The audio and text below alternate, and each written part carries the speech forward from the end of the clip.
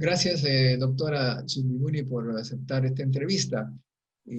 Quisiéramos saber cómo es que usted empezó su primera investigación, propiamente dicha. ¿Cómo, en primer lugar, cómo eligió su tema de investigación? Ok, muy buenas tardes a profesor Montoya y a todos los asistentes. Gracias por la oportunidad que me da de hablar un poco de la redacción de tesis que he tenido, la redacción de artículos, ¿no? Como producto de la investigación que he ejercido. Bueno, yo me centraría un poco en la parte de la maestría y el doctorado, ¿no? Que empezó mi investigación de una manera más oficial, diría yo, ¿no? Bueno, yo fui un poco, con mis inicios en la Universidad Nacional de Ingeniería, yo me incliné a dentro de la parte de química, dentro de la parte de analítica, de química analítica, la parte de electroquímica, por influencia de mis profesores, ¿no? Entonces, yo pienso que para hacer una tesis, sea de pregrado, de maestría y de doctorado, tiene que haber un interés, una motivación bastante grande por el tema de investigación que tú desarrollas, ¿no? Entonces, yo me fui inclinando por la parte de electroquímica. Así que al viajar al Brasil, donde hice mi maestría y fue mi primera tesis, yo busqué orientadores que desenvolvían electroquímica, que hacían electroquímica, ¿no? Entonces, es muy importante escoger el mentor o el advisor o el asesor de tesis que pueda compatibilizar contigo y que sobre todo tenga el tema de tu interés, ¿no? Que te motive, ¿no? No es por hacer un tema digamos que te parece bonito o que está de moda. Obviamente el tema en que te desenvuelves, una vez que tú lo adoptas, tú lo tienes que ver, ¿no? Seguir investigando y dónde está el impacto y modernizarte, ¿no? En todo eso. Pero de mi experiencia, es muy importante que tengas motivación por la investigación que tú haces, ¿no? O sea, fue así que yo empecé, como les comenté, fui a Brasil a hacer la maestría y entonces ahí escogí mi asesor, el profesor Kubota, y empecé a investigar en el área de electroquímica, ¿no? Ya que él hacía electroquímica, él hacía sensores electroquímicos, entonces fue así que yo comencé esta tesis y escogí mi tema, ¿no? Yo puedo decir que acerté con escoger mi mentor, ¿no? Mi asesor, porque el profesor Kubota me dio una buena instrucción en el sentido de que era una persona muy metódica. Yo pienso que para un trabajo de investigación hay que ser hay que planificar, ¿no? Y hay que ser metódico, hay que ir cumpliendo poco a poco todos los objetivos que uno se traza, ¿no? Entonces esa fue mi primera experiencia, escribí la tesis de maestría en portugués y bueno, tenía el challenge del idioma, ¿no? Del idioma, porque fui al Brasil sin conocer mucho de portugués, ya que ellos brindaban la opción de dar el examen de admisión en español, pero fui aprendiendo durante la maestría, tuve que hacer bueno, yo misma, ¿no? Y algunos cursos por ahí, aprender la escrita en el portugués bastante rápida, ¿no? Pero fue satisfactorio y fue una experiencia que me agradó muchísimo, ¿no? Y que fue el inicio de mi carrera de investigación.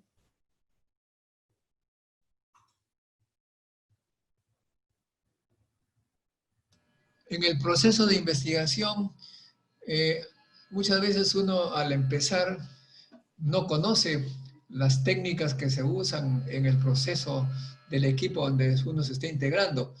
En este caso, ¿qué es lo que hiciste primero?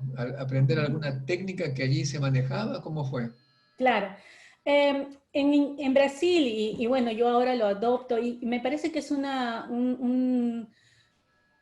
aspecto que se desenvuelve en los laboratorios de investigación establecidos, es que cuando te integras, ¿no? Yo me integré a este laboratorio de investigación en Brasil que tenía postdocs, que tenía doctorados, que tenía másters, ¿no? Y alumnos de pregrado, o sea, tenemos todos los niveles. Entonces, una vez que uno llega a un laboratorio de investigación, tiene que involucrarse con la dinámica del grupo, ¿no? Entonces de hecho, que cuando tú eres nuevo en un laboratorio, tu asesor te va a indicar un coasesor que puede ser un postdoc, que puede ser un alumno de doctorado, ¿no? Igual yo ahora que soy profesora lo hago, un alumno que entra, que primera vez va a investigar en un laboratorio de pregrado, o sea, de maestría, entonces se le indica un coasesor, ¿no? Veo que es una manera muy efectiva, ya que los profesores muchas veces no tendrían todo el tiempo para dedicar al alumno, ¿no? Claro, de cualquier forma orientamos, ¿no? Y hacemos el mentor y todo, pero yo cuando comencé en el Brasil tuve de la mano un postdoc, ¿no? A veces el postdoc, a veces algunas personas no son muy pacientes, que bueno, te van a explicar todas las técnicas que ellos usan, softwares eran nuevos, equipos eran nuevos, ¿no? Comparado con lo que ya viste en Perú, teníamos que hacer group meetings, ¿no? Semanales. Entonces él me enseñaba, pero a lo que él podía tener su estructura, ¿no? Pero yo siempre tenía que estar investigando y preguntándole, ¿no? ¿Cómo hago esto, no? Y hay que ser bastante curioso y, bueno, uno peca tal vez digamos, de molestar mucho, pero es necesario, ¿no? Para aprender hay que preguntar. Entonces fue así que yo aprendí rápidamente y no solamente me limitaba a preguntarle a él, sino yo trataba de interaccionar con todos los miembros del equipo, ¿no? O sea, aprendía de cada uno, ¿no? Entonces yo pienso que cuando uno llega a un laboratorio de investigación, es nuevo, obviamente va a tener relación directa con su orientador, de repente en un menor porcentaje, pero tiene que buscar la ayuda de lo que llamamos aquí el peer-peer formación del peer-to-peer, ¿no? Quiere decir el postdoc, el doctorando, el maestrado, el alumno de maestría, ellos, tú puedes aprender muchísimo de ellos, ¿no? O sea, tú mismo tienes que buscar integrarte al equipo o al laboratorio donde tú te encuentras, ¿no? Eso, bueno, tú lo has dicho ya, o sea que en esos tiempos Uh la -huh. investigación es a ver, ah, la investigación es un tema de equipos. Sí, sí. ¿Cuántos miembros tenía tu equipo y cuáles eran las especialidades de cada uno de ellos? Claro, bueno, cuando yo comencé la maestría e hice el doctorado en el mismo grupo de trabajo, teníamos dos postdocs, teníamos como 4 o 5 doctorados, tal vez 2, 3 maestrandos y alumnos de pregrado había unos 3. Yo he trabajado siempre en equipos de entre 10 a 15 personas, ¿no? De un equipo de investigación. Entonces, todo es una dinámica, ¿no? Uno aprende del otro y el profesor tiene que ser una cultura, ¿no? Una cultura de investigación. Por ejemplo, un profesor, ahora yo que me sumé con profesora, yo no puedo hacer todo, ¿no? Tiene que haber alguien que entrene al alumno en cosas básicas, alguien que entrene en cosas más especializadas, ¿no? Entonces, en todos los aspectos hay una instrucción desde el momento en que el alumno entra al laboratorio. Con la experiencia que tengo ahora, pienso que la cultura que cada investigador principal tiene que ejercer, no de querer él hacer todo o ella hacerlo todo, ¿no? Sino tiene que delegar. Yo pienso que eso es, y el trabajo en equipo es bien importante y que tengas bien definido, ¿no? En tu propio laboratorio de investigación. Eso te ayuda muchísimo a interaccionar con otros trabajos de equipo, ¿no? Por ejemplo, en el caso de Brasil, eran químicos, la gran mayoría eran químicos, no, pero por ejemplo aquí en Estados Unidos que se trabaja un poco más multidisciplinar, entonces nosotros somos químicos, pero trabajamos con profesores de ingeniería, con medicina, ¿no? Con varias especialidades de ingeniería, ¿no? Entonces, si uno establece su dinámica de grupo, ¿no? Entonces puede interaccionar porque la dinámica de grupo del otro profesor de ingeniería o de medicina va a ser diferente, pero si tú tienes establecido, entonces ambos van a poder desarrollarse, ¿no? En ese sentido. Acá, tú sabes que en nuestro país, tú conoces muy bien, eh, no hay algunas personas que están solitarias, completamente solas, y tienen que hacer su tesis, un Ujú, poquito complicado. ¿Conoces casos así que gente ujú. haga una tesis solito? Claro, hay una temática bien importante que se ha empezado a desenvolver en los últimos 10 a 5 años, yo diría, en el nivel de ciencia, que es la dinámica multidisciplinar. Los problemas que afrontamos hoy en día son bastante complejos y no podemos, yo no digo de todos, ¿no? Pero de los que al menos investigo y yo veo, ¿no? Que tienen que ser incorporados por por individuos de diferentes especialidades.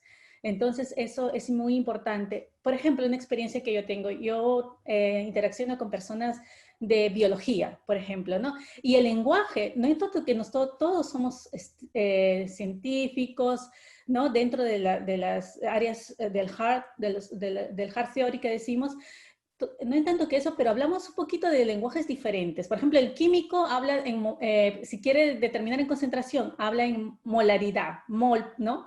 ¿No? Pero ya el biólogo habla en miligramas, ¿no? Entonces, y el ingeniero también tiene un lenguaje técnico diferente, ¿no? Entonces, es más, aquí ya hace 3 años ya no se hace hiring de profesores, ¿no? Contratación de profesores de una sola especialidad. Se hace, pero muy poco, pero lo que más se hace es lo que llamamos los cluster hires.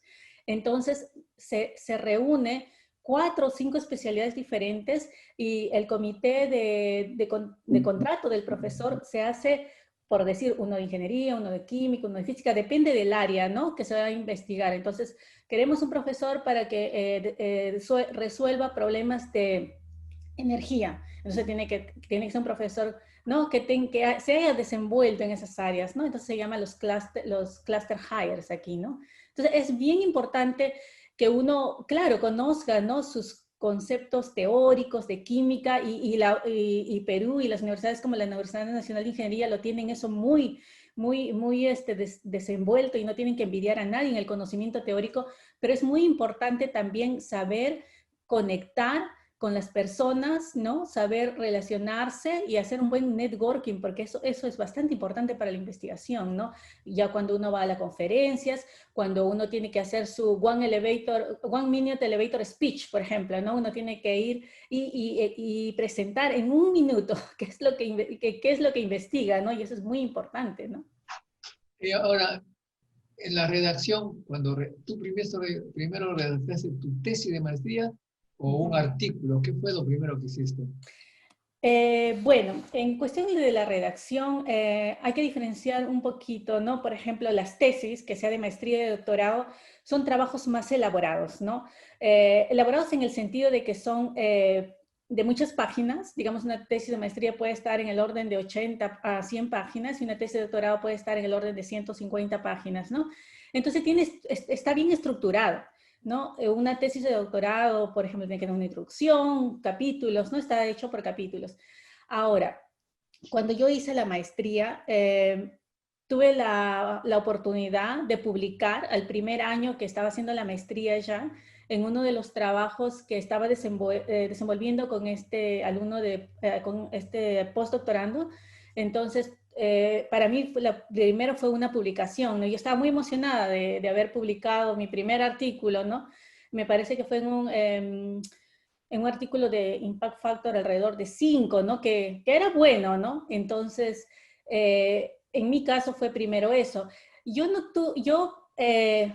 escribía, no dominaba mucho el inglés, ¿no? Porque los artículos se escriben en inglés. Es muy importante también para la área de ciencias hay que ir, no solo para escribir, sino también para leer toda la información de último minuto, digamos. Es muy importante el inglés, porque el idioma universal de la ciencia, ¿no? Es el inglés.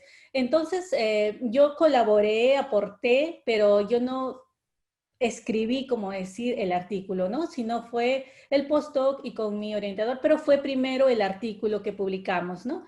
Luego salió un segundo artículo durante la maestría y la tesis, pues, de maestría la escribí yo en portugués, obviamente, después de haber eh, realizado muchos borradores, digamos, ¿no? Entonces yo le daba el postdoc y también a mi profesor y así, pues, ¿no? Después de unos 20, 30 borradores, ¿no? En portugués salió la tesis, ¿no?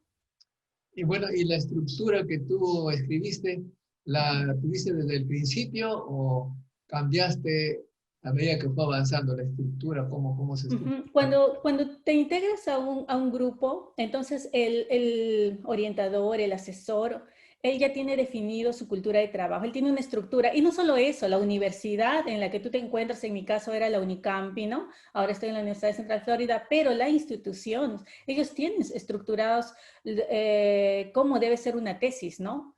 Y es un poco universal, con algunas pequeñas variaciones que las instituciones pueden tener, pero la tesis está estructurada, ¿no? Otros alumnos ya escribieron una tesis de maestría, ya escribieron una tesis de doctorado, entonces la estructura va definida un poco por la institución y un poco por la dinámica del grupo, ¿no? La investigación depende para un alumno escribir su tesis de maestría, depende del profesor y del asesor que él te va guiando, ¿no? Ese es su trabajo, ¿no? En todo caso. Y tu primer artículo que hiciste tú solita, ¿cuál fue? Mejor dicho, Bueno, tú la hiciste, claro, escribiste como, cada Z. bueno, en realidad hay una diferencia, porque este primer artículo que publiqué durante la maestría, yo fui como primer autor, ¿no? Entonces, en la parte de química, específicamente me imagino que es igual en física o algunas otras especialidades, se diferencia por quién es el primer autor, quiere decir el alumno que trabaja y que desenvuelve toda la investigación, ¿no? El primer autor, el que pone las manos en la masa, ¿no? Es en lo general. Luego viene quién colaboró, ¿no? Después viene el asesor, como corresponden en el último, ¿no? lugar. Entonces, este primer artículo, no en tanto que yo no lo escribí, pero fue mi trabajo, ¿no? Entonces, yo terminé siendo el primer autor porque desenvolví 80-90% del trabajo experimental, ¿no? En ese sentido. O sea, yo lo considero que fue mi primer artículo, no en tanto que yo no escribí. Ahora, el que yo escribí fue mi primer artículo en el doctorado, en el que yo, tuve, bueno, la idea también fue un poco un poco independiente porque hay que diferenciar la maestría y el doctorado, ¿no? En la maestría tú eres guiada por tu asesor, ¿no? Y por algún peer que sea un alumno de doctorado o un postdoc, pero en el doctorado tú ya te tornas independiente. Entonces ahí viene la primera oportunidad para tú empezar a escribir, tú mismo, ¿no? Claro, obviamente el profesor va a revisar y pero tú tienes un gran porcentaje de poder definir el artículo, ¿no? En la área de doctorado, porque esa es la idea. El doctorado tú te haces un científico independiente, ¿no? Con todas tus características, una formación para tornarte independiente el día que defiendas tu tesis. ¿Y cuál fue tu dificultad, tu problema? ¿Alguna, algún freno? Digamos, me Uh acuerdo, -huh. Gabriel García Márquez, que es un escritor premio Nobel, ya murió, decía, el terror de la página blanca, o sea, cuando tú tienes la página blanca no sabes cómo empezar. Claro. En tu caso, ¿cómo fue? Yo diría que como siempre, bueno, nos desenvolvemos en la parte científica, uno de los problemas es la parte de redacción, la gramática, ¿no? Y todo eso. Yo no escribí en español nada, entonces uno de los challenges fue aprender a escribir bien en portugués, en el caso de las tesis, ¿no? O sea, la parte de desarrollar la cuestión escrita. Entonces tuve que incluso tomar cursillos de cómo hacer gramática, ¿no? Mejorar mi redacción, ¿no? Y eso viene por estudiar, ¿no? La gramática portugués, en caso de las tesis, ¿no? Y leer bastante también, ¿no? Esas son las dos formas que uno puede mejorar. Y la parte para los artículos ya era leer bastante en inglés, ¿no? Y también, pues, estudiar mucho, ¿no? Ir por los dos lados, estudiar la gramática, ¿no? Del inglés para poder escribir. Y una cosa muy importante es leer mucho los artículos de tu área. También eso te da un buen indicio, ¿no? Los artículos que tu propio laboratorio, como al que yo pertenecía, ellos ya publicaron, ¿no? O sea, el profesor al que yo me incorporé ya tenía por lo menos 50, 100 publicaciones. Entonces tú vas aprendiendo el lenguaje técnico del laboratorio, ¿no? Entonces te guías, ¿no? De esa forma. Entonces hay que aprender a escribir bien, aprender, mejorarse en la parte de escrita, ¿no? La redacción y también aprender el lenguaje técnico, ¿no? En este sentido, porque tienes que tener una identidad, tú vas consiguiendo una identidad de la escrita, ¿no? En tus publicaciones, ¿no? Y que cuando uno publica o somete su artículo a una revista, siempre se tiene problemas con los formatos, hay que ser muy minuciosos, a veces aburre tener que adaptarse a los formatos que tú. ¿Fue tu caso?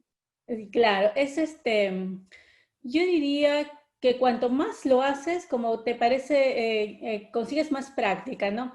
Ahora todos los artículos te ofrecen un template, ¿ok? Es lo que, por ejemplo, si quieres publicar en Analytical Chemistry, entonces tienes un template. Con la cuestión de la tecnología y todo se ha mejorado tanto que no es, yo diría que no es difícil esa parte, ¿no? Ahora,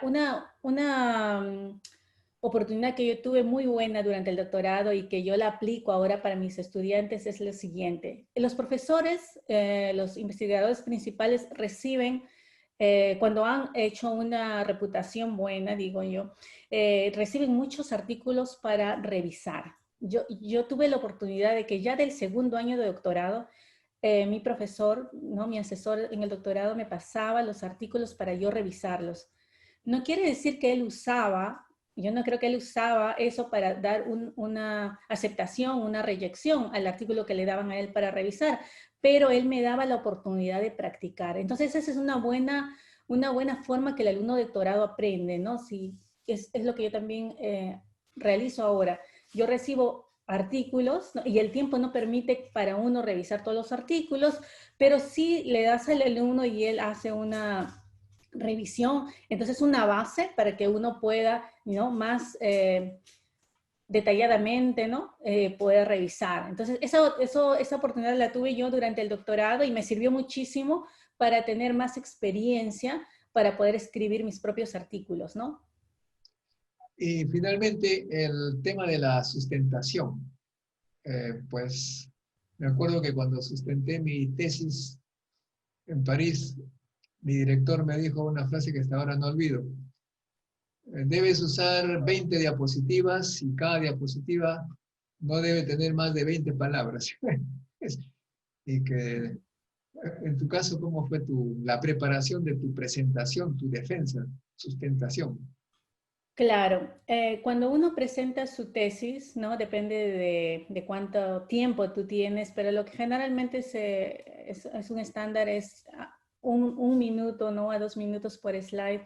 Los slides no deben tener muchas palabras, ¿no? Los slides deben tener lo básico, digamos, la información, pero no en palabras, más que todo para llamar la atención. Si tienes figuras, claro, con todas las leyendas y todo eso, ¿no? Pero tiene que ser bastante didáctico. Ahora el problema de una sustentación de tesis es que tienes mucho material.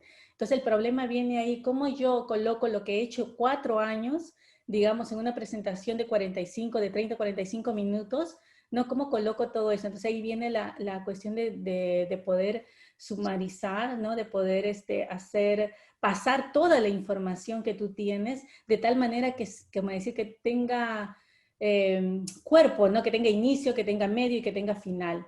Una cosa que yo aprendí últimamente más, ¿no? Entonces que tienes que iniciar tu presentación para decir qué es lo que vas a decir y durante la presentación dices, ¿no? Todo y al final dices a todos lo que ya has hecho, ¿no? Se tiene que tener un contexto completo, ¿no? Diría yo. Bien, interesante. Y entonces, ahora tú tienes estudiantes, alumnos, que también, como has señalado, revisan algunos artículos que les envías, también hacen artículos ellos.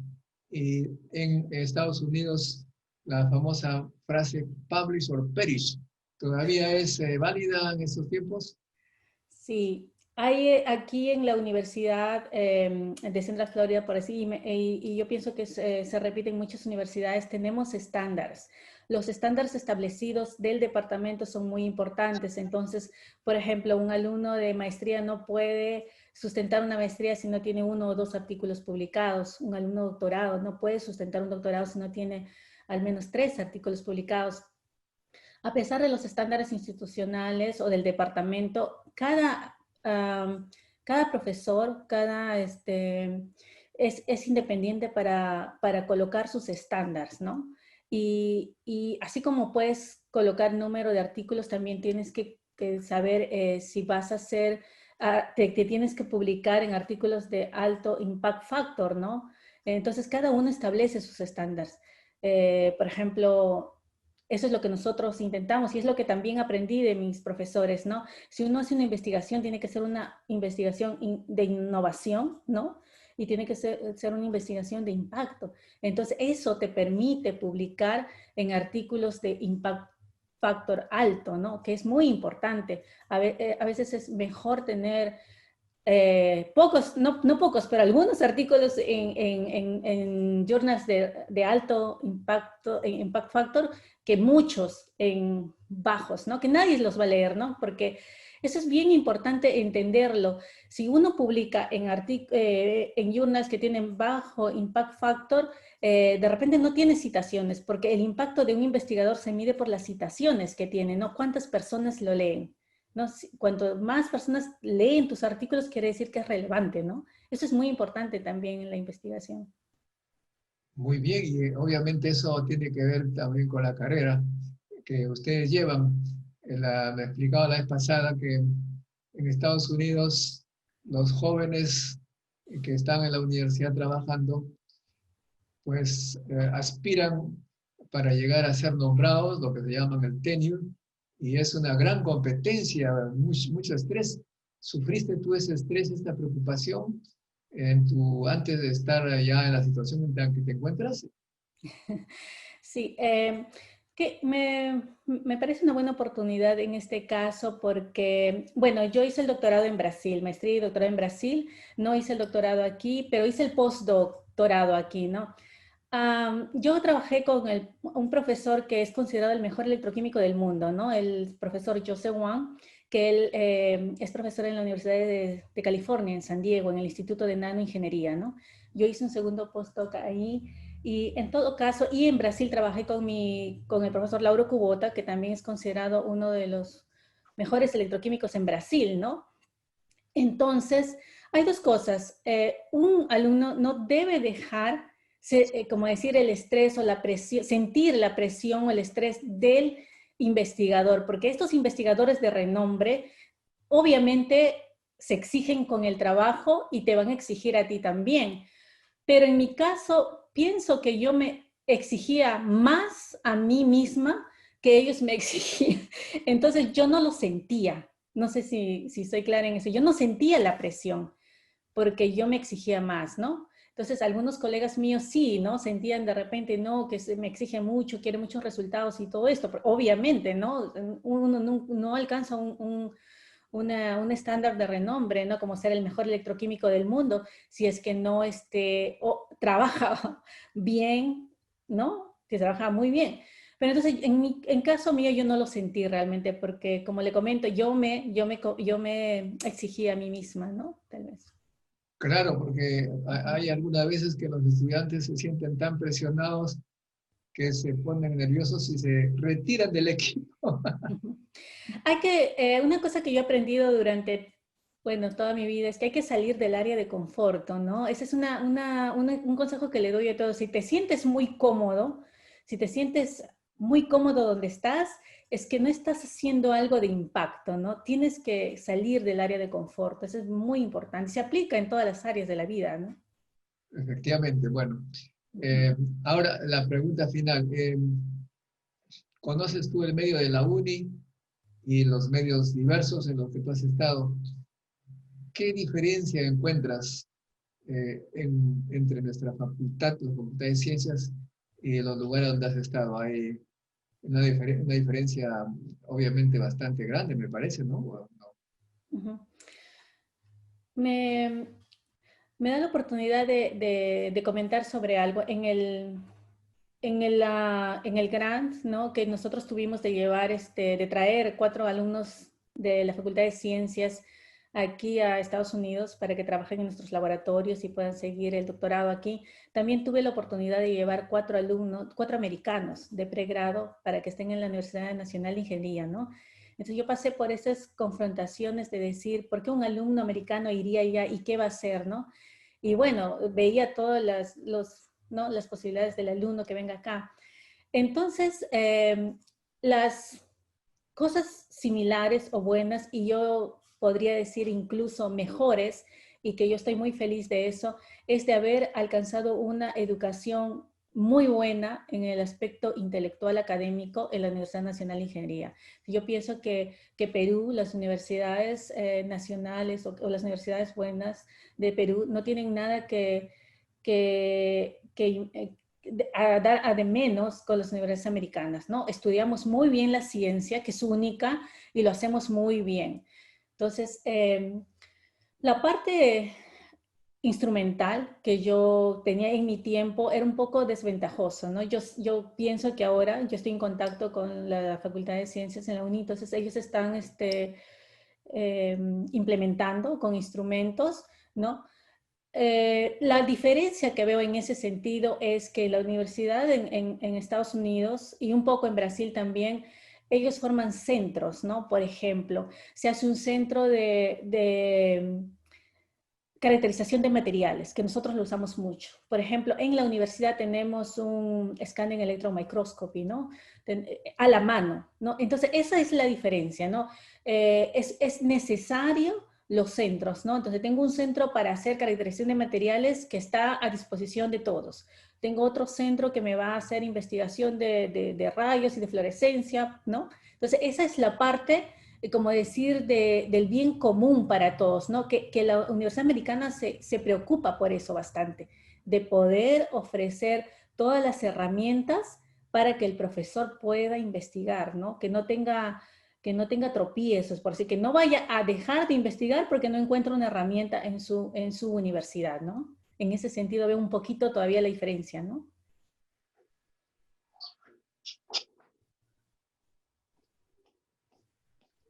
Bueno, muchas gracias, Karin. Ha sido muy interesante, instructivo tu presentación. Tal vez debo de señalar que tú estás haciendo un trabajo, el que más o menos has mencionado al final, bastante bueno, este mentoring, eh, haciendo, digamos, los bases de alumnos norteamericanos en Perú, de peruanos en Estados Unidos. ¿Sigues con ese proyecto? Sí, sí, nosotros este dinero que conseguí del gobierno de Estado, ¿no? De aquí del gobierno americano, fue muy reconocido, tuvo bastante impacto. Entonces, eso sembró un programa piloto para hacer un intercambio más, a nivel más grande, con más dinero. Por ejemplo, National Science Foundation ofrece programas de intercambio internacional, ¿no? Entonces, esa es una de las preocupaciones que nosotros estamos yendo en ese camino. Hay muchos programas, como decir, hay que ir escalando, ¿no? Yo empecé por un programa pequeño, eso te da como los estudios preliminares, ¿no? Para poder accesar a dineros más grandes. Entonces, esa es una preocupación que me inquieta mucho, como lo comento con alumnos de bajos recursos económicos más que todo, ¿no? Pero bueno, abierto a todos y darles una oportunidad, porque fue lo que me ayudó a mí, ¿no? Yo, si conseguí si conseguí estar donde estoy es porque tuve oportunidades. Entonces, eso es algo que a mí me preocupa, dar oportunidades a alumnos, ¿no? Que tengan las mismas inquietudes que yo tuve un día, ¿no? Muchas gracias, Karim. Ha sido muy buena tu presentación, interesante, instructiva y te agradecemos por ello.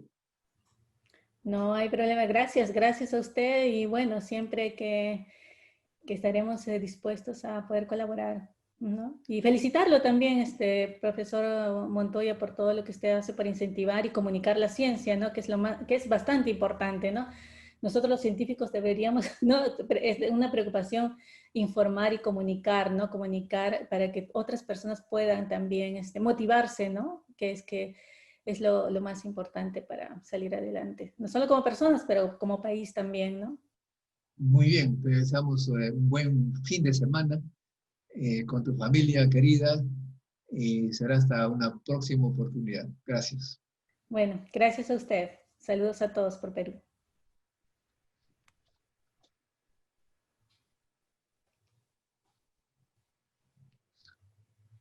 Bueno, ya entonces amigos, han escuchado a Karim. A ver, un ratito, Karim, antes que me olvide, de repente alguno de ustedes participantes desea hacer una pregunta.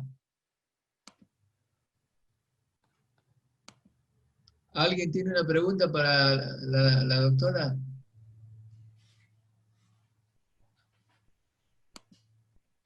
Bueno, como sabes, Karim, nosotros somos poco preguntones. No, no hemos, No, no hay no hemos- problema. no hemos cambiado mucho.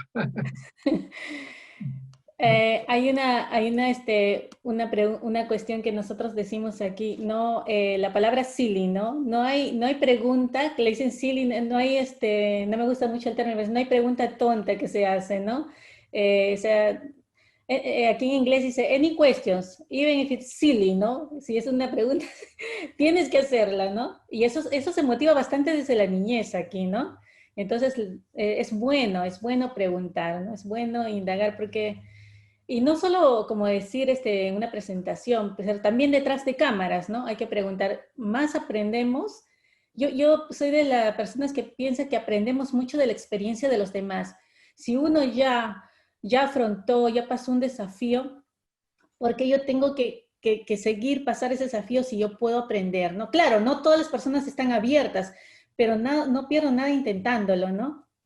Recuerdo cuando yo quería postular a una vacante académica acá en los Estados Unidos y tuve un amigo, ¿no? Que, bueno, en los laboratorios de investigación generalmente está lleno de internacionales, está lleno de personas de la India, de personas de China, de rusos, de todo, ¿no? En un laboratorio encuentras 10 nacionalidades diferentes, ¿no?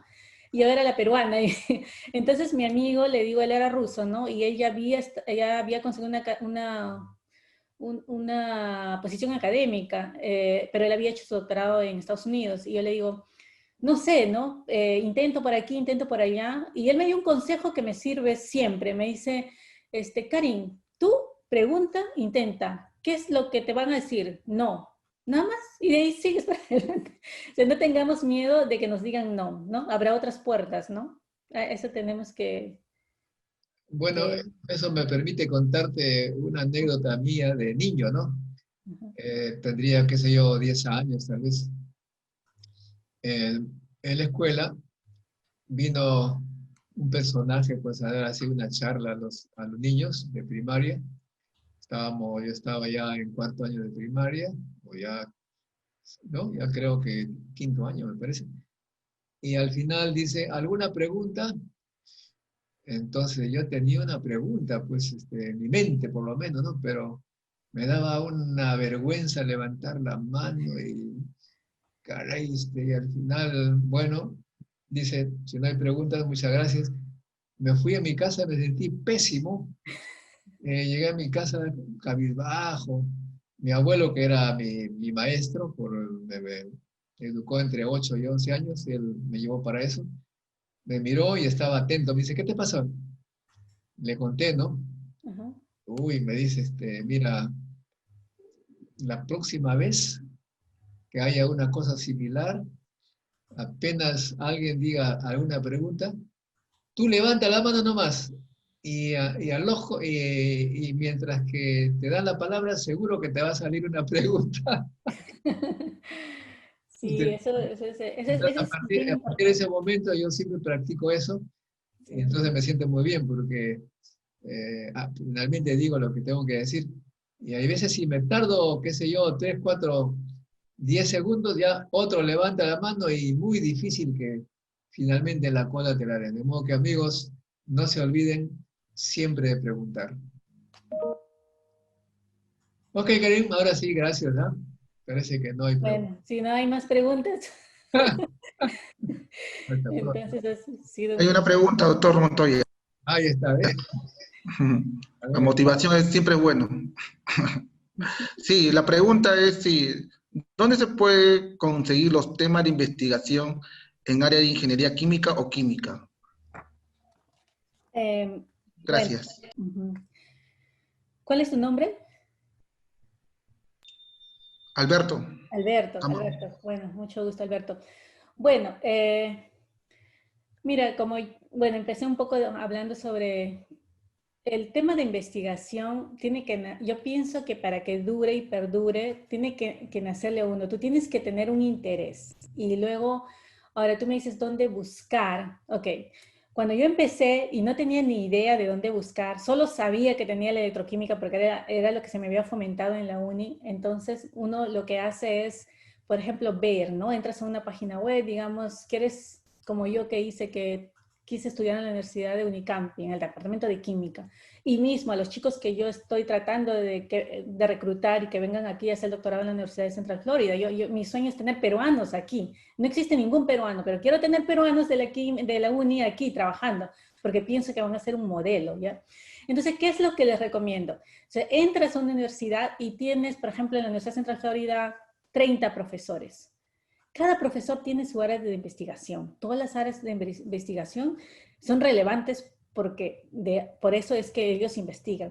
Entonces tú tienes que ver, o sea, si vas a hacer ingeniería química, entonces entras a una facultad o una universidad, ¿qué es lo que los profesores hacen? Lo mismo en la uni, ¿qué es lo que los profesores hacen? 15 profesores en la uni, en la Facultad de Ingeniería Química. ¿Qué es lo que cada uno hace? Entonces tú tienes que identificarte con si la investigación de uno de ellos te interesa. El área, no estoy diciendo exactamente el proyecto, porque los profesores tienen proyectos con específicos alumnos, pero eso no quiere decir que ellos están limitados a eso, pero tienen un interés, investigan en contaminación ambiental, investigan en qué sé yo, ¿no? Alimentos. Entonces tú tienes que buscar el profesor que el interés común entre tú y este profesor. Entonces vas y preguntas, como yo le digo a mis alumnos, ¿no? Si, mira, todos los profesores, 40 profesores, 30 profesores, ¿no? En orden de prioridad. Ah, me interesa lo que hace este, me interesa lo que hace este. Entonces empiezan a enviar emails, ¿no? Acá.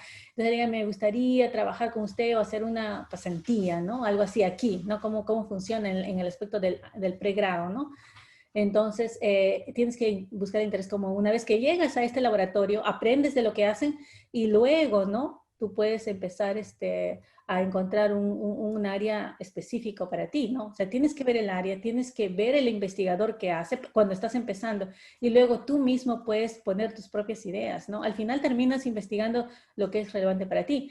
Y otra cosa que es muy importante es con la actualidad, ¿no? ¿Qué es lo que necesitamos? ¿Cuáles son los problemas, no sé, mundiales, de país, locales, de comunidad? ¿Qué es lo que necesitamos resolver, no? Entonces, ¿y dónde tú quieres hacer la diferencia? ¿Dónde quieres ayudar? ¿Dónde quieres aportar, no?